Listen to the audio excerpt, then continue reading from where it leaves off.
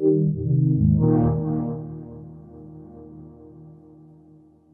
name is Sam Rivera and I am the lead gameplay producer. And what are you showing here new with FIFA 18?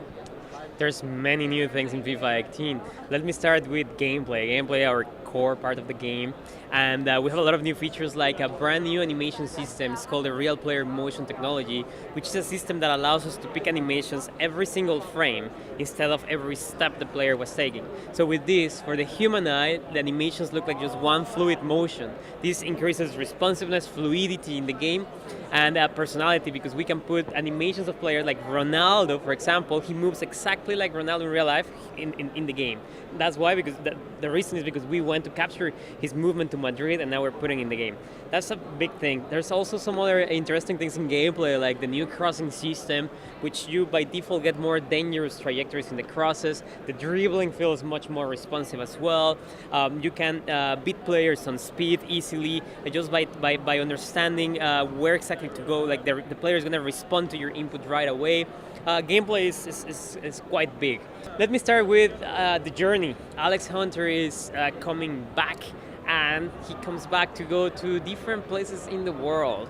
So he starts somewhere in a favela in Brazil, and after that, then I cannot tell you more, but he's going to be traveling. The story is very interesting, and there's going to be more options, like you can customize your Alex Hunter with different hairstyles, clothing options. You can put tattoos on him.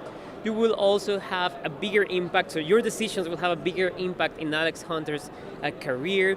There's going to be short-term and medium-term objectives all the time, so like in chapters during the journey, so you can always be engaged to what's next, short-term and medium-term.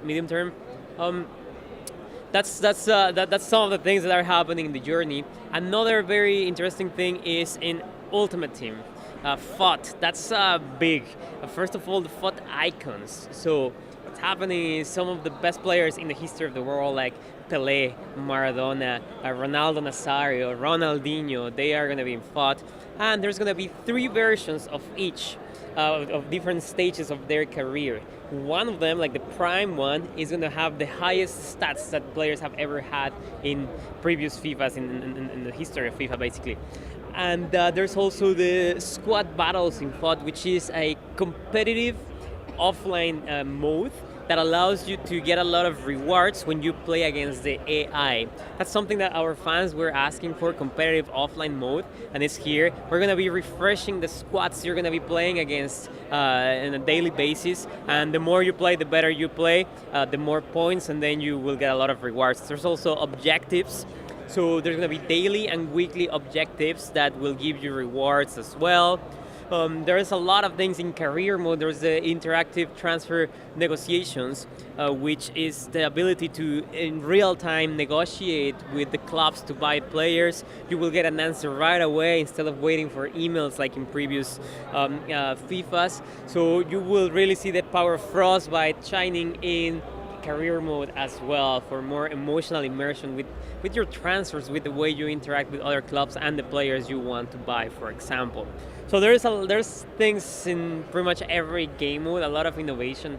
Yeah. So talk about what your team learned from past FIFA games, 16, 17, that you've improved upon and made better in FIFA 18. For sure, that's that. I have many examples here, but I can tell you about one which is in gameplay. For FIFA 17, people were telling us that the AI defending was too good, that you could just let your AI defend and you can just watch from the side, come from the back, and let the AI defend. So for FIFA 18, what we're doing is we're tweaking it a little bit to have a bigger skill gap. Why? Because competitive gaming, for example, is very important. Your skill as a player has to matter in gameplay. So we are tweaking that to make it a little bit more realistic. You need to control the guy if you want a really good way of defending. And that's just one of the things that we learned from previous FIFAs. But there's so many things. Like, in fact, most of the features that we build them because we hear our fans. As producers, we spend a lot of time reading the forums, talking to different people on what they want. So there's a lot of feedback basically that we take, and we create new features based on that. When does the game come out and what platforms will it be on? So it's going to be basically in all platforms, PS4, Xbox One, PC, also PS3, and Xbox 360. It's out on September 29th. However, if you pre-order, you will have, if you pre-order the Ronaldo or the Icons edition, you will have 3 days early access. And if you pre-order the Icons edition, you are going to have Ronaldo Nazario on loan, so you can start playing with one of the best players in the history right away in Ultimate Team.